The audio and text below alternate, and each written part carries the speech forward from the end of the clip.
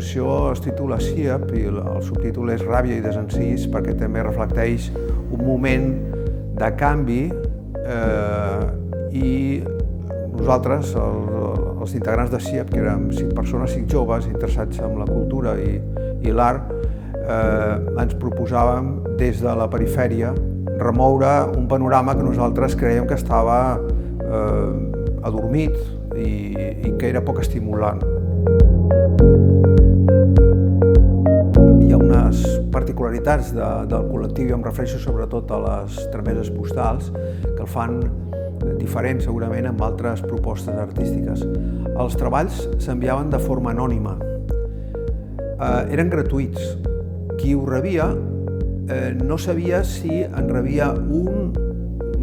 seguiria rebent tots els treballs o només una part d'ells. L'exposició potser demana com una mirada bastant atenta i entendre una mica el context, perquè si no és difícil imaginar-se que en aquell moment